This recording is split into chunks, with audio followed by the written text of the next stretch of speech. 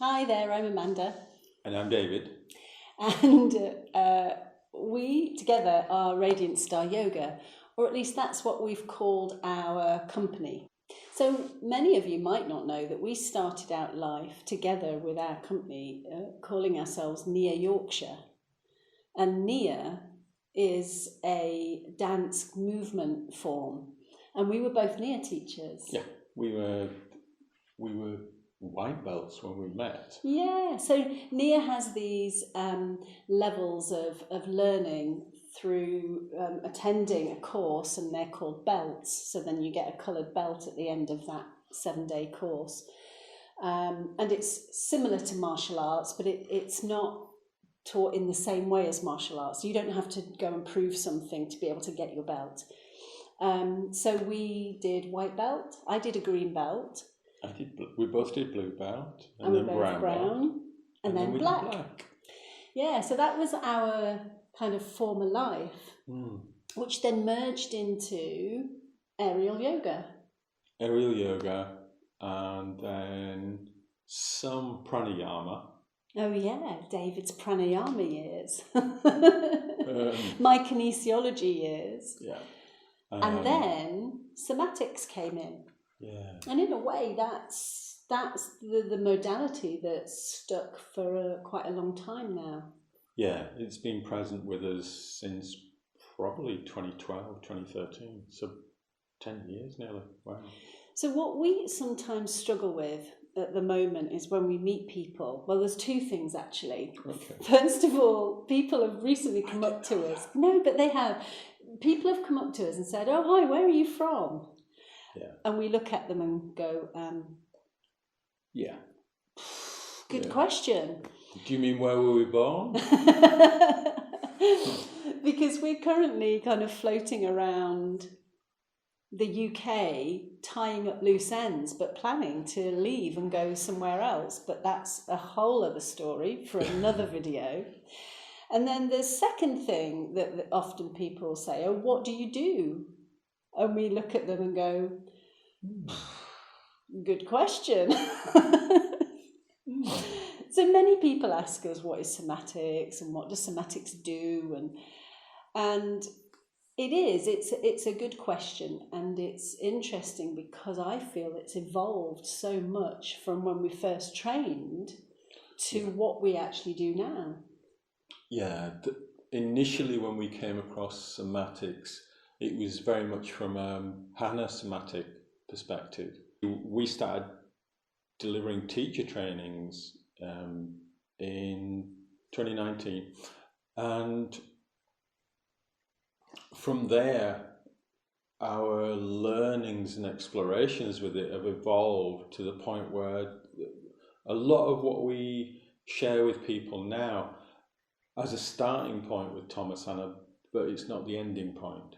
So we have different perspectives on lots of what we offer in terms of somatics. We still have a basic perception of a Soma that is inspired by the work of Thomasana, but we also look at things through different eyes now. But hey, let's rewind a bit, because if people are watching this and going, but what is somatics? Okay. None of that will make sense. Yeah, true. So how would you describe to people what we do and what somatics is if they've not come across anything like that at all?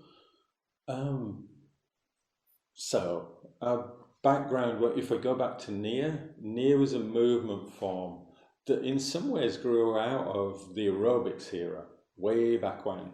And Near was about becoming more bodily aware, taking the shoes off, becoming barefoot and dancing and moving and sensing.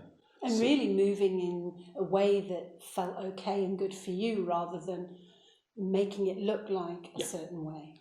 So with somatics, it was more taking that to another level. So the sensory awareness became more and more important.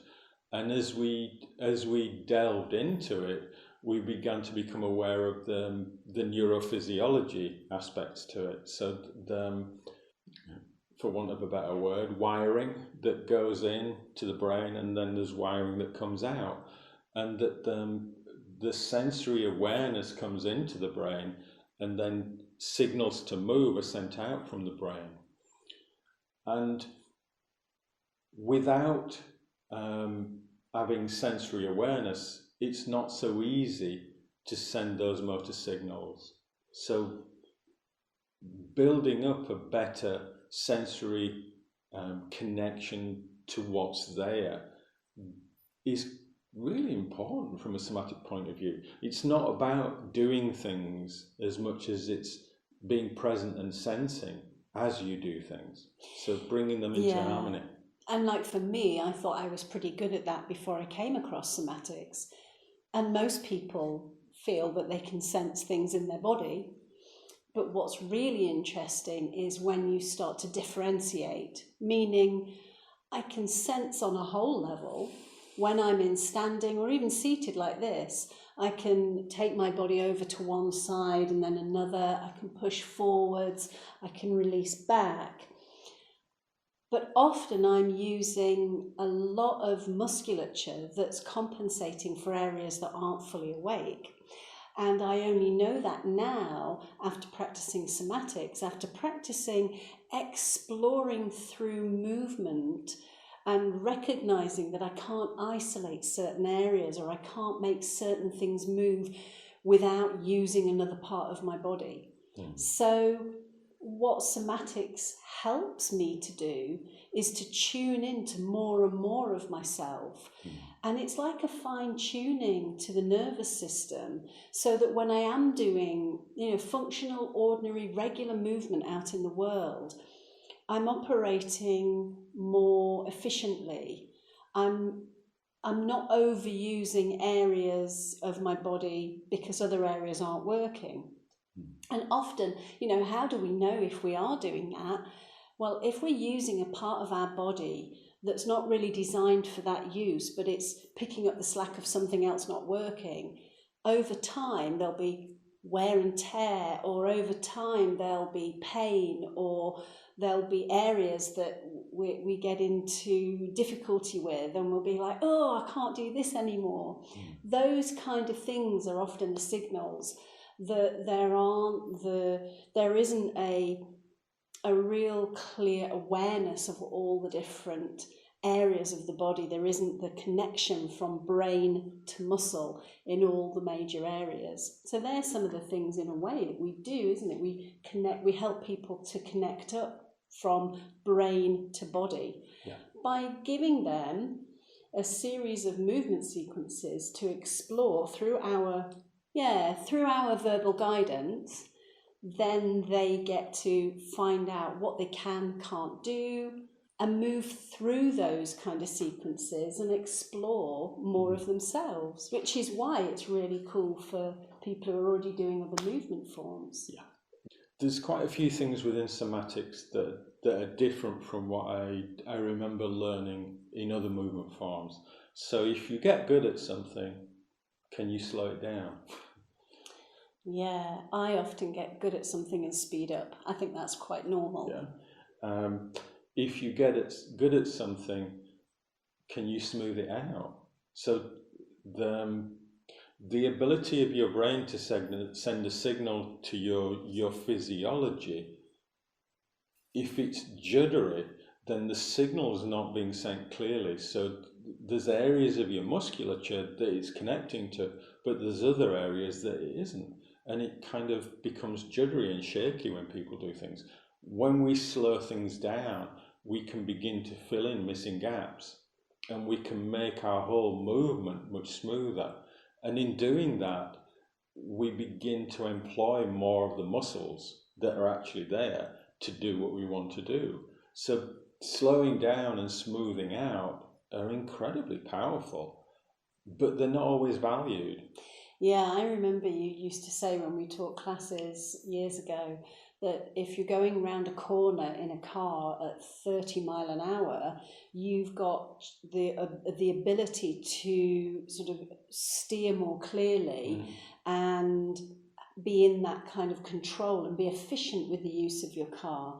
If you go around that same corner at 70 mile an hour and you're having to really kind of turn the wheel and you leave half your tyres behind because you're screeching, or, then that car, if you're driving that car like that all the time at that kind of speed, certain things are going to wear out more quickly. And not that the body is like a piece of machinery, because it really isn't, but it's just a metaphor. But there are things, when I've slowed certain things down, I can start to sense that I'm not recruiting certain muscles, or another part of my body is trying to do the job.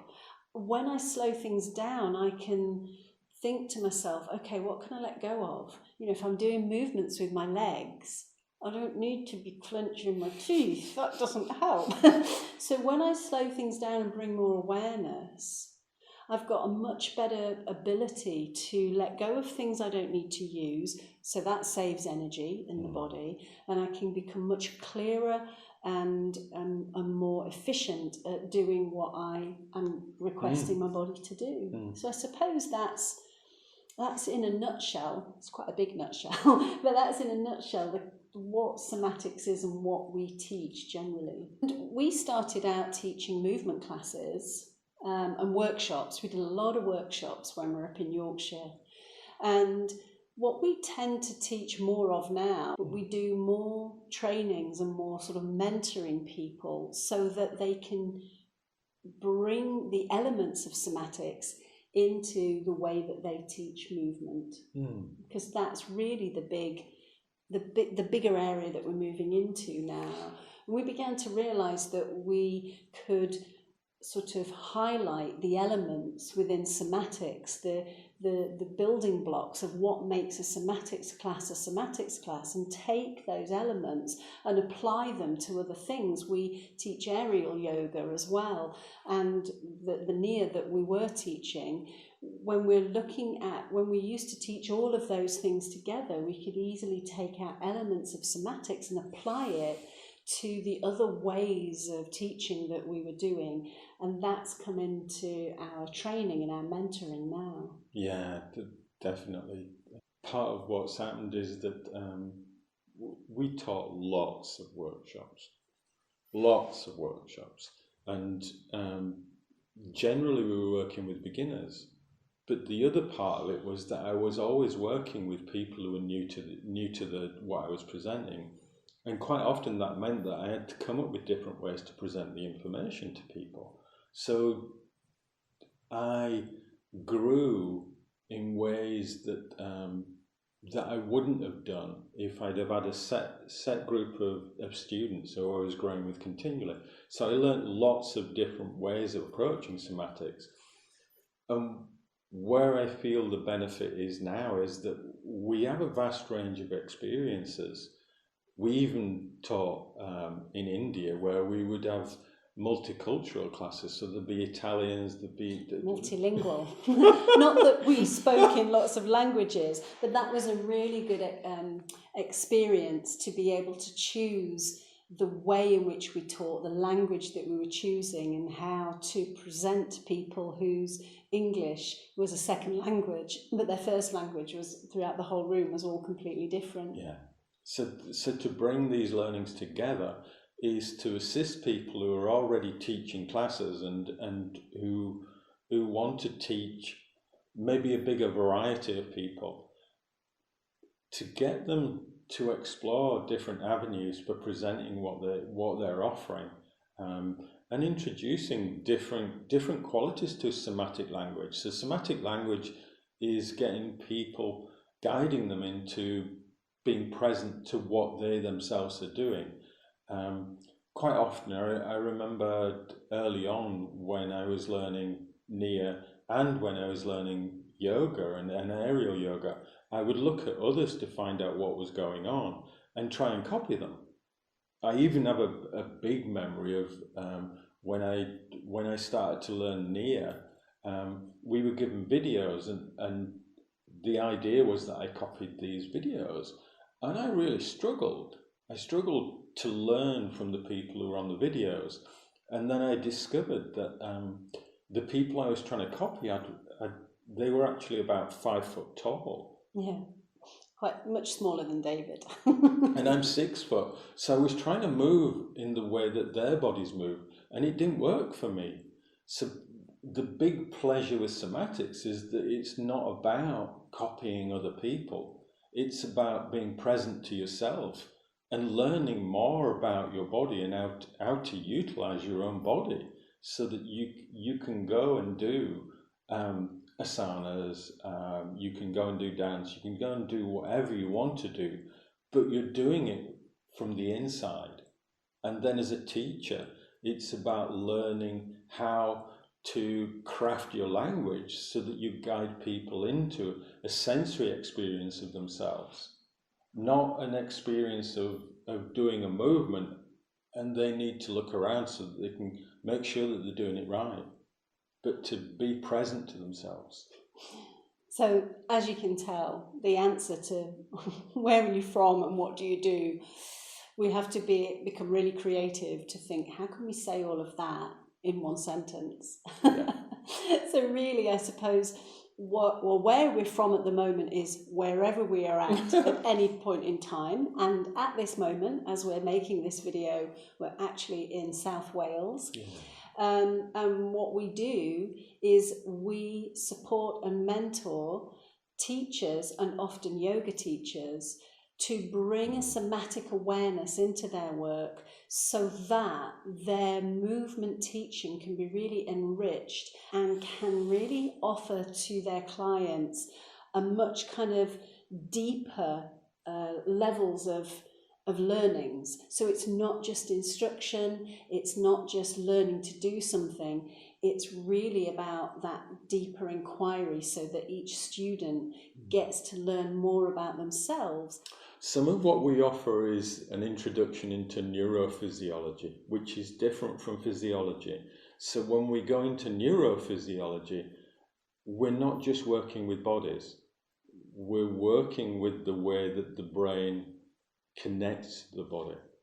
And also when we go there, we're working with our language influences the brain and the body. So from a somatic point of view, as a somatic teacher, my language could be very different from a regular yoga teacher. If I'm teaching somatic yoga, I may choose to make different distinctions than another teacher would, because what I want to do is stimulate the person to become aware of what they're actually doing. And that would mean that I don't just offer instruction. I would ask them to notice what's actually going on. I'm more likely to say, what happens if you feel for where your hand feels comfortable when you put it forward on the left, and then if you feel for where your hand feels comfortable when you put it on the right? Now, what if you move them around and just notice what feels the best place for you to position them? So it's very much asking people to notice their own sensations and to let their own sensations be their guide, rather than just give them very simple instructions about where to place things. So it does mean that when teachers work with us to take this work out to their community, that they have a much sort of broader and deeper toolkit, really. And okay, so some people might not want to do that because it will feel like it's too big and too broad, but others will think, oh great, because I've been working on just this level for so long and I'm getting a bit bored with it. This has opened up so much more, so that it's making many people realise that there's just more and more scope to their teaching. They don't have to keep changing what they're teaching. They don't have to look for the next new craze or the next new thing. It's like you don't have to go out in that level. You can just go broader and deeper. And wider. Yeah. So I suppose, as human beings, we're not just a physical body. And movement teaching the way that we teach it isn't just about teaching how the physical body can do a physical thing. There's so much more to it. So that's a little bit more about us and who we are, what we do, and where we're not from, because we don't really know. We have an idea of where we're going, but we're not certain of it yet. So you can expect to hear a lot more from us in the future, because we're going to be doing these like little video diaries regularly now, just so that we can chat about the things that we're doing, let people know what we're offering, where we are in the world. And you can follow us by being on our email list and getting these sent through. You can follow our blog on the website. Our Facebook page will be uploading them, and you'll be able to find out through there. And the other one is the YouTube channel. So that's where they'll all be. So yeah, this is us emerging into all this new fandangled technology and bringing our somatics work with us. As very young silver surfers. So we hope you've enjoyed this introductory video about us, Radiant Star Yoga, who we are and what we do, and we look forward to seeing you again soon. Yes. Goodbye for now. Bye.